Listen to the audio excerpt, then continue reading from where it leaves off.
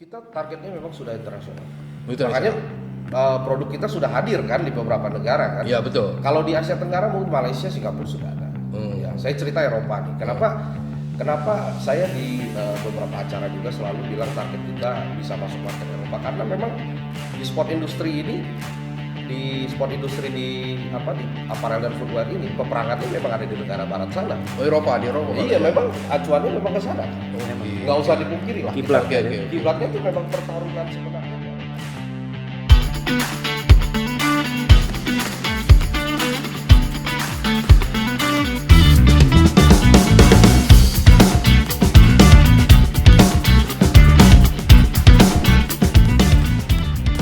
Selamat jumpa bersama saya Mara Bangun di podcast PSS Tio, program diskusi olahraga yang tidak hanya bicara prestasi olahraga, tapi lebih dari itu, yakni pengembangan keilmuan olahraga di Indonesia yang diharapkan dapat menjadi acuan bagi pelaku, pebisnis, penikmat olahraga hingga pengambil kebijaksanaan olahraga di tanah air.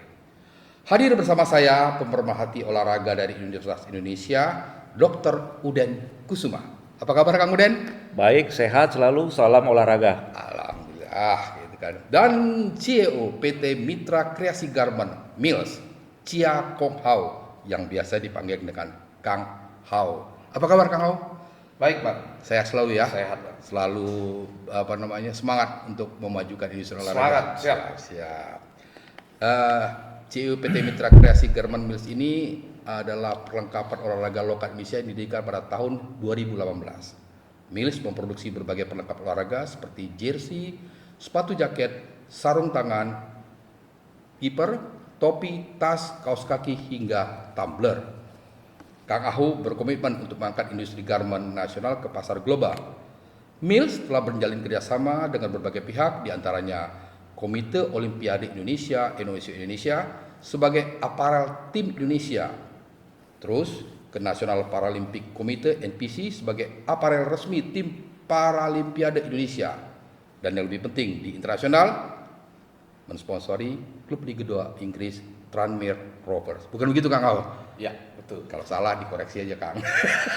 Kalau sebenarnya di internasional ada lagi yang paling baru itu di FC Dender.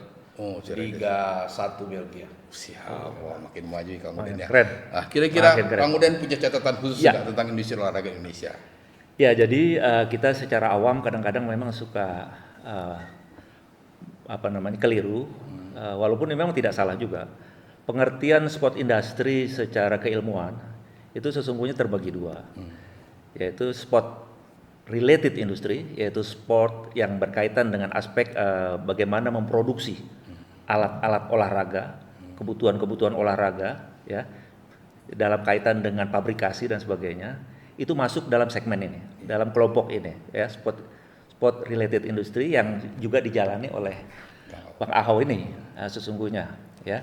Di situ masuk aspek-aspek terkait dengan bagaimana memproduksi, memasarkan alat-alat olahraga. Tapi jangan lupa ada lagi aspek yang lain. Inilah yang dibilang sport industry yang sesungguhnya. Apa saja yang masuk di dalam sport industry yang sesungguhnya ini? Yaitu yang menyangkut bagaimana olahraga itu sendiri dijual.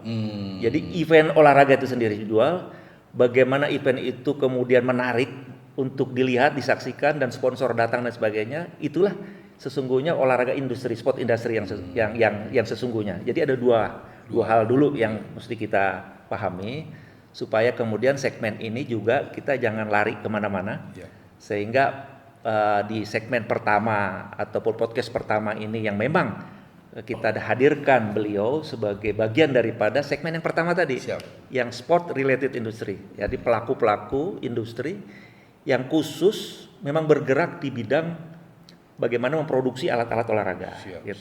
Ini penting ya. Betul. Ini sangat penting supaya masyarakat teredukasi, sehingga kadangkala memang ya ini menjadi pembeda. Ya, kebijakan pemerintah terkadang-kadang menyebut sport industry itu hanya di aspek ini saja, di aspek nomor satu, memproduksi alat-alat olahraga. Tapi kaitan dengan bagaimana memajukan liganya, bagaimana proses seorang pemain terus kemudian dalam satu klub itu mengadakan transfer antar pemain, ini belum pernah diperhatikan, belum pernah dibahas secara khusus. padahal ini bagian-bagian daripada sport industry itu sendiri.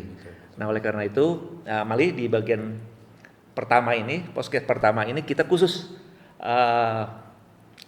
membahas persoalan yang pertama ini terkait dengan persoalan industri olahraga ya, related industri.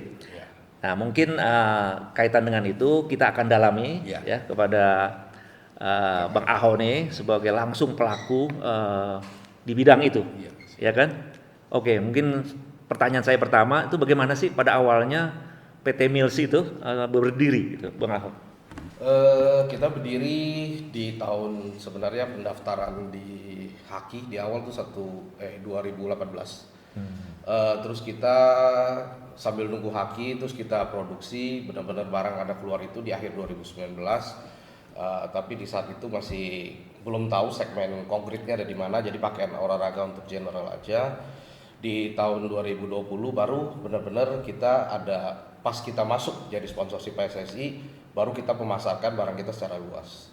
Nah, kenapa kita bisa masuk ke brand olahraga? Pertama karena basicnya kami itu memang produsen pakaian olahraga. Jadi pengalaman kami 20 tahun di dunia industri pakaian olahraga ini, selama ini kami hanya menerima job dari brand-brand global. Jadi memang pada di awal tahun 2018 itu kami berpikir karena memang di sistem marketing dan sales itu sudah sangat mudah ya di saat itu karena digital, jadi tidak perlu lagi membiayai kegiatan marketing yang sangat mahal kayak iklan di televisi karena sosial media kan murah. Terus dari sales juga kita merasa tidak perlu lagi buka toko sampai 50-100 di satu Indonesia dengan biaya yang besar karena ada e-commerce. Maka kami mulai berpikir dengan apa yang kami pelajari selama ini sebagai produsen, kami juga harusnya bisa membangun brand asal Indonesia gitu untuk bersaing di lokal maupun di global. Jadi ya itu yang membuat kami memulai brand itu. SDM-nya dari Indonesia semua tuh? Ya, kita semua Indonesia, baik dari desainer, developer, produsen, kita bahkan bahan baku kalau untuk garment tuh hampir 90% itu dari Indonesia. Ada ya? Ada.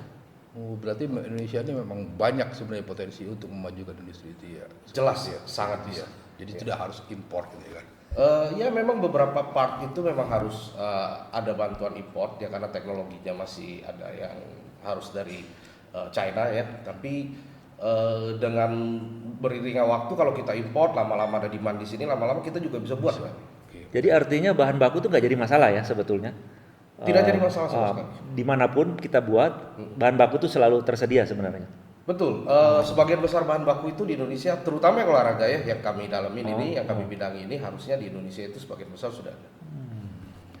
Gitu ya. Itu beberapa itu factory ya, factory. Biasanya kadang-kadang orang bilang kalau merek ini internasional ya, misalnya brand gitu kan. Tapi ternyata kita bisa sebenarnya menyeimbangkan itu ya atau bisa, sangat bisa itu ya, gitu ya. Sangat menyamai bisa ya. Sangat bisa. Kemajuannya luar biasa nih. Nah, kira-kira kemudian potensi kemajuan apa lagi yang perlu kita dorong? Ya mungkin saya kira untuk Mills sendiri mungkin makin memperluas ya saya kira jaringannya. Terus kedua segmen alat-alatnya mungkin kan ya, dari jersey, dari peralatan perlengkapan dan sebagainya makin meluas ke cabang-cabang olahraga yang mana kan gitu. Nah makanya terkait dengan itu mungkin pastilah ya namanya Mills sudah bergerak maju. Kita juga sudah tahu bahwa Mills juga sudah pernah menjadi sponsor ya, penggunaan jersey oleh timnas. Sponsor ya, apparel sponsor. Bisa cerita dong gimana sih awalnya itu bisa sampai timnas menggunakan jersey-nya produk dari Mills? Ya, itu yang tadi saya bilang di awal 2018 itu di akhir 2018 lalu 2019 mulai produknya, tapi kita belum ada konkretnya ke bidang olahraga mana. Di saat itu kami membaca berita kalau memang kontrak PSSI dengan brand global yang lama sudah berakhir. Nah, maka kami melihat opportunity nih, kesempatan di sini untuk memperkenalkan secara luas brand kami karena di saat kami keluar di awal itu, keluar produk itu kendala utamanya adalah orang nggak tahu ini brand apa kan. Apa alasannya kami harus membeli ini? Itu kan harus memberikan konsumen ya kita sebut brand awareness lah. Nah. Ya, karena brand awarenessnya itu belum ada. Kita lihat ada kesempatan itu dan di saat itu memang belum ada sponsor pengganti, maka kami coba mengajukan proposal dan dengan proposal yang kami berikan itu bisa diterima oleh federasi ya, dan waktu itu mungkin karena zamannya pemerintah juga, zamannya Pak Jokowi juga lagi galakin produk lokal, brand ya. lokal. Sedang mesra-mesranya deh. Sedang mesra-mesranya dengan brand lokal, jadi brand lokal itu diberikan prioritas utama lah, maka kami bisa masuk ke federasi. Kira-kira nih boleh tahu nih berapa sih kontraknya sih? Kalau dengan klub bola dan federasi itu biasa kita menandatangani NDA. Jadi kita tidak boleh menyebutkan nilai kontrak ataupun apa. Karena kenapa? Ini wajar. Ya buat mungkin audiens bisa tahu aja ya. Alasannya itu mungkin untuk menjaga value-nya. Jadi jangan sampai kebaca sama yang akan datang. Mungkin di saat kita udah tidak di sana, baik ini bukan hanya timnas saja ya, semua termasuk dengan klub, biasanya pihak sponsorship itu tidak boleh mengumumkan. Iya, karena kalau di lain waktu ada yang mau menggantikan kan udah ketakar tuh. Lalu kalian sama yang ini yang lamanya segini gitu kan. Betul. Jadi biasanya kita tidak etika ya. Ya kita tidak boleh. Tapi kalau federasi boleh. Atau klub itu silakan. Oh, federasi boleh mengumumkan berapa nilai kontrak, tapi kami tidak akan melakukan hal itu. Begitu. Jadi nggak boleh. Ini kuncinya. Jadi ini ilmunya. Jadi artinya dari sini kita bisa dapat ilmu, pengetahuan ya bahwa memang itu bagian daripada strategi bisnis ya. Betul. Saya kira ini podcast ini menarik karena seperti ini hal-hal yang tidak terungkap di luar kan bisa kita dapat dari sini. Betul. Saya kira ini strategi ya, bisnis yang memang tadi saling menjaga itu tadi ya. Keberlanjutan daripada bisnis itu sendiri. Saya boleh motong nggak sebentar? Ya. Kira-kira keuntungan yang diperoleh oleh Mills ketika mensponsori, ya kan ini nggak boleh ngumumin kan? Nah, ketika Mills sudah menjadi sponsor utama, pasti kan ada apakah untung, apakah buntung gitu kayak gitu loh.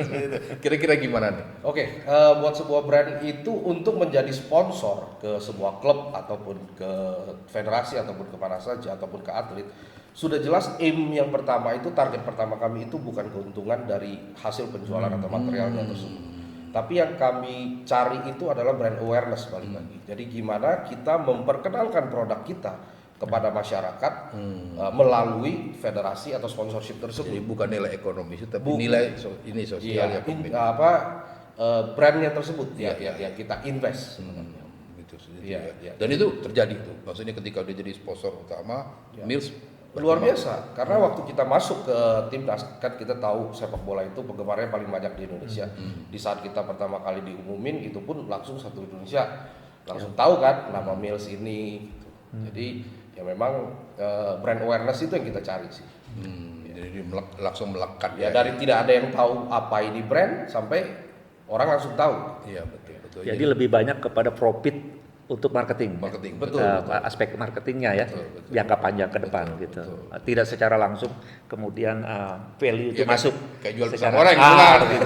Value jangka panjang. Aset yang tidak ternilai. Aset ternilai ya. Itu keuntungan yang paling besar dari sebuah. Betul. Lain berapa banyak sih tim yang sudah kerjasama dengan Mills sampai dengan sini, baik dalam negeri maupun mungkin luar negeri, untuk klub-klub lokal ataupun klub luar? Kalau untuk sekarang ya, kalau timnas kan kita sudah berakhir di tahun 2024 kemarin. Kalau untuk yang sekarang yang masih ada itu di Liga 2 mungkin Bayangkara FC. Bayangkara. Ya, terus ada di NOC ya, Komite Olimpiade Indonesia, terus ada di NPC Paralimpiknya, terus ada Tranmere Rovers Liga 2 di Inggris, ada FC Dender Liga 1 Liga Utama di Belgia. Terus ada lagi beberapa federasi-federasi panjat tebing, termasuk PASI ya, atletik ya. Ya, dan ya ada beberapa lagi PA sih. Itu mekanismenya sama dengan kontrak yang sudah dijalani sebelumnya juga? Mekanismenya atau ada perbedaan yang persamaan yang paling sama itu adalah barang keperluan mereka itu pasti kita supply. Ya, jadi kita berikan dengan free barang itu. Nah, untuk kontrak benefit lainnya tergantung cabur ataupun klubnya. Gitu. Ya. Dan itu mereka santai aja gitu ya. Maksudnya itu ketika masuk Mills gitu karena udah dari PSSI-nya sudah ini brand tadi sudah terbentuk, Ya, ketika masuk Mills memudahkan gitu ya, seperti ya? Atau gimana? Ya tetap saja kalau seperti di Eropa ya itu ada standarisasi. Pertama yang dinilai pasti portofolio. Dengan siapa aja kita pernah bekerja sama. Memang saya sudah kami beberapa kali berkomunikasi dengan beberapa klub. Memang ada kendala seperti portofolionya seperti apa. Ya mungkin kita sudah di timnas mungkin udah lebih baik lah. Nah terus lagi apakah ada klub Eropa lain ini juga mereka nilai ya. Terus apakah barang kita, produk kita sudah beredar di pasaran selama setahun, setengah tahun? Karena dia nggak mau ujuk-ujuk datang brand baru yang nggak tahu kualitasnya seperti apa. Itu pengaruh tuh ya? Pengaruh. Mereka akan menilai Masa waktunya itu. masa waktu tersebut, masa produk tersebut. Udah gitu secara hakinya apakah sudah terdaftar di Indonesia dan asal negara brand dan di negara mereka tersebut kalau di luar. Hal yang menyenangkan bagi Kang Ahau dalam memsponsori industri olahraga ini, apa hal yang paling menyenangkan ketika menghadapi siapa gitu kayak gitu, hal paling menyenangkan lah biar kita lebih senang daripada tegang gitu kan gimana tuh? Yang paling menyenangkan itu udah pasti di saat brand kita itu dikenal di satu area baru ya, kayak di Indonesia dikenal waktu masuk timnas langsung dikenal di Indonesia. Terus kita bisa masukkan brand kita ke Eropa, misalnya di Inggris ya, mungkin at least di Tranmere Rovers sudah ada produk kita di sana. Nah, yang sangat menyenangkan lagi di saat produk kita keluar dan dibeli oleh konsumen di saat itu diapresiasi. Nah, itu sebenarnya kesenangannya itu tidak ada harganya, itu tidak bisa dibeli itu sebenarnya. Apa di momen kapan tuh kira-kira waktu Ya di saat kita jersey timnas kita di 2000 terutama yang launching di 2022 ya. Itu apresiasi dari masyarakat luar biasa. Termasuk jersey di Tranmere Rovers kita sudah masuk di tahun kelima dengan mereka. Which is yang di saat tahun pertama itu kita submit banyak tes dan masih diragukan, tapi pada akhirnya mereka perpanjang sampai 5 tahun. Itu merupakan kebanggaan sebenarnya. gitu ya, Itu bentuk kepercayaan berarti ya? Betul. gitu ya. Seru ya. Jadi memang aparel industri olahraga ini memang sangat berhubungan. Tapi tetap aja namanya strategi itu ada sedikit keseriusan. Selalu ada kendala. Iya, selalu ada kendala juga. Kira-kira ada nggak gitu selama ini terkait dengan kebijakan pemerintah, terkait dengan industri itu? Ya mungkin ada bantuan atau mungkin bahkan ada kesulitan terhadap berhubungan dengan kebijakan pemerintah. Kalau untuk kebijakan pemerintah sekarang kalau menurut saya justru pemerintah sudah banyak membantu untuk brand lokal di sport industry ini ya. Bisa kita lihat di Liga 1 saja sepak bola hampir tidak ada brand luar. Bukan hampir tidak ada, saya rasa tidak ada satupun. Semua brand lokal. Sudah begitu ya? Sudah, dan pemerintah pun hampir semua event yang dilaksanakan di Indonesia itu semua memakai brand lokal. Jadi dan itu sudah cukup membantu ya. Jadi dari secara kebijakan regulasi saya rasa sudah memihak kepada brand lokal. Nah, ini saya kan berpendapat dari pandangan saya sebagai industri saya ya. Iya, sudut sebagai brand pandangnya. ya, perlengkapan ya, market ya. Iya. Nah, ini mungkin barangkali yang menarik nih. Kita pengen tahu nih soal duta atau ambasadornya Mills. Kira-kira mungkin bisa disebutkan selama ini siapa nih kira-kira? Ada ambasador khusus ya? Ada ambasador Mills ya, kalau yang di timnas mungkin yang pertama di McClough. Terus ada Sandy Walsh. Ya, dan ada beberapa atlet lagi saya nggak begitu hafal namanya semua, tapi brand ambassador kita kalau nggak salah ada lebih lah, hampir 100 sebenarnya brand ambassador kita. Betul, iya. Kalau yang artis belum ya? Belum, karena segmen kita di olahraga Pak. Iya, jadi kita nggak mau cawe-cawe, nggak mau keluar dari rel. Kan kadang-kadang olahraga menjadi lifestyle, maksudnya gitu kan. Jadi kadang-kadang orang mengambil, tapi Mills nggak mau seperti itu ya. Olahraga menjadi lifestyle itu sebenarnya prinsipnya masih tetap harus olahraganya yang dibawa, bukan lifestyle yang dibawa. Iya, betul. Ya. Jadi kita promosikan pasti masih di koridor olahraganya. Kecuali ada artis yang menjadi atlet, nah itu atletnya yang kita support, bukan keartisannya kan. Oke, jadi misalnya ada siapa gitu kan menjadi atlet, misalnya kita kan itu yang di Betul, karena produk kami itu di olahraga itu bukan hanya gimmick yang diberikan kepada masyarakat ya, karena Mills itu punya prinsip memberikan produk yang layak kepada konsumen. Jadi memang produk itu secara kualitas, desain, teknologi itu harus dirasakan oleh atlet. Jadi sepatu bolanya itu benar-benar berfungsi, misalnya untuk sepatu bola. Iya. Dan sepatu runningnya memang berfungsi untuk sepatu running yang dirasakan oleh orang yang suka running. Oke. Jadi bukan karena gimmick diberikan ke mungkin artis atau influencer, hanya gimmick-gimmick aja. Jadi nggak seperti itu. Iya, karena memang saya lihat sih kalau olahraga memang harus atlet kan, ketika kayak Michael Jordan memiliki brand sendiri, ya baru dia akan berkembang ya. Tapi ketimbang di artis jadi lifestyle orang cuma pakai pakaian aja seperti itu. Tapi ini sebuah pengetahuan bahwa produk olahraga harus di brand ambassador harus atlet itu sendiri. Ya. Dan ada kendala nggak kira-kira dari mereka, keluhan masukan dari para atlet terhadap produk Mills sendiri? Kita selama ini fine-fine aja ya dengan atlet karena biasanya pasti kita sebelum menjadi brand ambassador kita pasti kasihkan dulu produk kita, apakah dia cocok, apakah ada masalah. Kalau nggak ada masalah dan cocok, Ada uji pasar berarti ya? Iya. betul. Uji ke pemainnya sendiri, ke atletnya uji sendiri. pasar. Dan sedangkan di saat pengembangan produk, Mills sendiri itu selalu memang menguji produk tersebut sebelum produk itu keluar diuji oleh atlet, di mana kita ada tahapan yang kita sebut dengan wear test. Jadi wear test itu memang dilakukan oleh atlet, standarisasinya standar atlet. Ada custom nggak gitu? Misalnya nih, ya Pengen seperti apa, maksudnya ketika diukur dia misalnya striker, dia harus enteng, kalau back harus ini, kalau kiper harus ini. Ada nggak kira-kira gitu? Untuk di produk Mills memang ada varian-varian yang memang untuk khusus. Kalau sepatu bola nih kita sebut untuk winger, memang yang mau ringan gitu kita sebut ada produk kami namanya Speed Freak, memang untuk ringan. Terus memang ada yang untuk pemain pengambil tendangan bebas atau corner, itu juga ada sepatu khusus. Gitu. Jadi memang udah disediakan khusus dari produknya tersebut, dari varian produknya. Ya, misalnya custom itu maksud saya dia diukur sendiri untuk dia sendiri seperti itu ya. Ada beberapa atlet memang yang punya kendala dengan kaki, dengan kakinya dia. Jadi contohnya ada beberapa atlet yang dia harus pakai insoknya itu sampai menutupi sampai jarinya. Kalau bahasa ini itu jeber kakinya. Iya. Nah itu harus dikasih. Iya kan? Iya, itu harus dikasih. Dan dia hanya khusus untuk dia gitu. Betul. Ada beberapa yang memang asal masuk udah fit in ya udah. Iya, dia merasa udah nyaman sudah kayak gitu. Jadi memang sudah sampai ke sana ya kayak gitu. Dan itu pasti itu tadi nilainya pasti beda dengan harga sepatu yang biasa, tapi karena brand apa namanya tadi untuk brand itu tetap kita disupport oleh Mills. Tapi betul kayak gitu ya. Nah, kira-kira nih ke depan ini Mills ini akan merambah industri olahraganya kemana nih? Apakah hanya ke olahraga sepak bola aja atau ada target ke depannya seperti apa nih?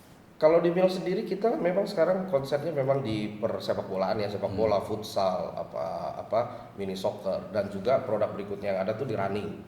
Memang banyak kan di situ karena memang nggak bisa dipungkiri kami memang startnya dari sepak bola. Dan memang banyak juga ya pemakai ininya, konsumennya. Iya, konsumennya memang banyak. Tapi kami sudah mulai merambah ke running, baru mulai kurang lebih 1,5 tahun. Terus kami di tahun 2026 memang sudah merencanakan masuk ke basket, court sport olahraga yang di court ya, basket, badminton, volley ya memang dalam pengembangan sih sekarang. Mungkin di pertengahan 2026 udah bisa mulai ada produk tersebut. Pertengahan 2026 tahun depan berarti. Jadi sekarang masih dalam riset betul. Karena produk Mills sendiri itu tidak bisa langsung dikeluarkan tanpa ada riset. Iya, betul. Oke. Kira-kira target pasar ke depan tuh yang lebih disasar atletnya anak-anak atau remaja atau apa kira-kira? Target pasar itu pasti penggemar olahraga masyarakat. Jadi atlet itu sebagai role model ya, memang ya atlet itu tetap harus kita supply, tapi target marketnya kan pasti di masyarakat. Nah sekarang tinggal ambisinya Mills sendiri itu targetnya bukan di masyarakat Indonesia aja sebenarnya. Jadi harus masyarakat internasional juga. Ya, produk-produk kami pun sudah bisa dibeli di pasti di Inggris di Tranmere, di Belgia juga tahun depan sudah mulai ada. Pertengahan tahun ini sudah mulai ada. Nah nanti di Rusia pun sudah masuk. Keren ya. Itu masuk satu lewat klub atau masuk lewat lembaga? Oh enggak, itu kita lewat Resmi ya? business to business. Bisnis. Oh, business to B2B business. ya? Ya, B2B. Jadi tidak lewat lembaga, jadi langsung bisnis to bisnis Ya. yang dari masing-masing klub Ya. atau seperti Bukan itu, ya. klub, bahkan pedagang. Jadi mereka itu kalau pedagang retail itu kan dia sourcing dari seluruh dunia. Dia akan lihat brand mana yang sudah mumpuni di negara mana. Ya karena dia retailer, dia akan datang mencari brand tersebut. Kan? Iya. Gitu ya. Mungkin berikutnya saya ingin tahu, pastilah setiap namanya usaha pasti ada kompetitor ya. Betul. Nah ini gimana nih Mills Menyikapi. mengatasi dan menyikapi persoalan kompetitor ini? Kompetitor Silakan Mills. Mas. Mills Ya. barangkali. Kami itu berprinsip yang tadi memberikan produk yang layak kepada konsumen. Jadi yang harus kami buat itu adalah terus berpikir bagaimana melakukan inovasi terhadap desain, kualitas, dan teknologi. Jadi untuk bisa berkompetisi, karena yang kami anggap kompetitor itu siapa sebenarnya? Yang kami anggap kompetitor itu adalah brand-brand global, brand internasional yang banyak ada di mana-mana di seluruh dunia kan. Nah, kami sekarang pada proses tahap untuk mendekati mereka. Jadi kami tuh harus bisa mendevelop, berinovasi supaya tidak kalah dari mereka. Tapi plan kami sebenar-benarnya pada suatu saat nanti, justru kami harus bisa menjadi sebuah tren. Jadi harus beyond dari mereka. Beliau, betul. Jadi untuk menghadapi para kompetitor itu caranya adalah kami berinovasi. Gitu. Gitu ya. Jadi inovasi dan inovasi gitu yang itu. Jadi mau kompetitornya sebesar apapun itu jangan dipikirkan nggak seperti itu Ya. kan, kayak gitu. Karena kan orang selalu berpikir harus mengalahkan brand internasional.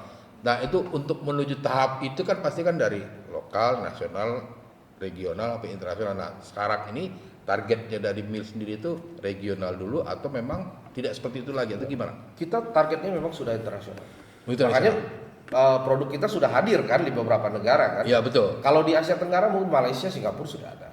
Ya, saya cerita Eropa nih. Kenapa saya di beberapa acara juga selalu bilang target kita bisa masuk market Eropa, karena memang di sport industri ini, di apparel dan footwear ini peperangannya memang ada di negara barat sana. Oh Eropa, di Eropa. Iya, memang acuannya memang ke sana kan. Memang. Nggak usah dipungkiri lah. Kiblat Oke, ya. oke, oke. Kiblatnya tuh memang pertarungan sebenarnya tuh ada di sana. Ada di sana. Oh, betul. oke. Jadi tidak harus mikir ke regulasi segala macam gitu. Kadang-kadang gini, kita menemukan produk Indonesia di luar negeri, made in Indonesia. Kalau Mills enggak ya kayak seperti ya?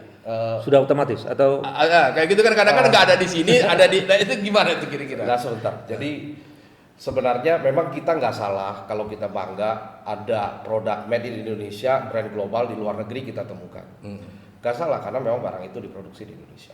Tapi kita akan lebih bangga lagi kalau brand Indonesia ada di luar negeri. Iya. Contohnya kalau suatu hari nanti kita datang ke Stadion Barcelona, Betul. ada Mills di sana, kan luar biasa. Iya, Ini betul. brand Indonesia loh, bukan made in Indonesia. Kenapa? Kalau hanya made in Indonesia, Iya. itu berarti kan kita cuma dapat jasanya doang. Iya, benar. Kalau brand from Indonesia udah jelas pasti devisanya datang ke kita, karena Iya. apapun dia harus belanja dengan kita kan, Betul. dengan betul, Mills betul, yang ada betul, di Indonesia. betul, betul. Sebenarnya semangatnya harus itu ya. Jadi Mindsetnya harus ada sedikit perubahan lah sekarang. Jadi jangan hanya jadi buruh gitu loh, kayak gitu ya. Kayak gini. Jadi kalau made in Indonesia nggak ada di sini itu namanya buruh gitu kan. Nah kira-kira nih untuk pelaku olahraga Indonesia, nah dari sisi pebisnis lah. Nah kira-kira untuk memajukan industri olahraga nih apa nih kira-kira yang perlu di ini? Pelaku industri olahraga Pelaku atau olahraga. Pelaku olahraga ini banyak nih kan. Ada Ya. atlet, ada pelatih, ada apa nih kira-kira pesan dari Anda sebagai seorang pelaku industri gitu kan gitu.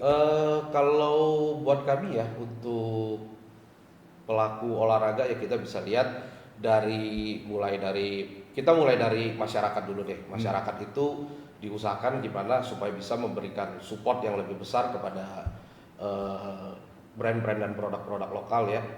Dan juga kepada pemerintah kalau bisa memberikan satu iklim dan ekosistem yang baik lah untuk industri olahraga ini dengan cara gimana bisa membuat prestasi di atlet, karena secara nggak langsung kalau atletnya berprestasi itu pasti bisa menghidupkan industri olahraga tersebut.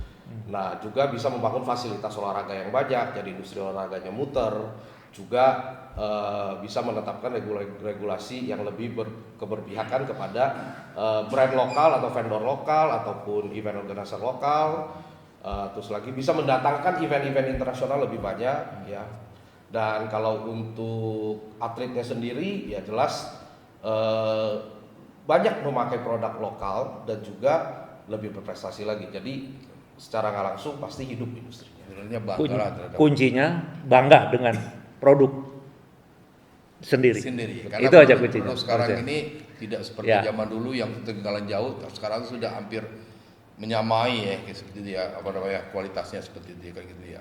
Ya kalau dengan usaha dan inovasi pasti bisa. Iya, betul. Ya, baik. Jadi sungguh luar biasa ya diskusi kita saat ini terkait dengan bagaimana rekan AHO sebagai pelaku dalam memproduksi alat-alat olahraga. Kita banyak mendapatkan masukan, ilmu dan informasi tentunya, dan ini menjadi edukasi buat kita bahwa produk dalam negeri itu sudah selayaknya untuk bisa tampil di ranah global. Betul. Jadi kita support maksimal ya semua produk lokal, dan terutama sekali tentunya dari masyarakat kita sendiri harus bangga menggunakan produk-produk lokal. Ini yang terutama, yang terpenting, dan tentunya kita berharap tidak hanya sampai di sini, Mills juga akan merambah ke ranah global. Betul. Saya kira itu dari saya. Terima kasih. Terima kasih ya. Terima kasih Kang Terima Au kasih atas semua. ulasan-ulasannya yang bermanfaat sekali ya kan. Kita harus bangga menjadi produsen olahraga tanah air gitu kan, dan bisa merambah ke dunia internasional.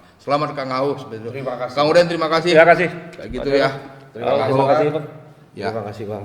Ya, sobat podcast PSS Dio, sampai di sini dan nantikan dialog-dialog olahraga kami berikut. Salam olahraga. Salam. Terima kasih.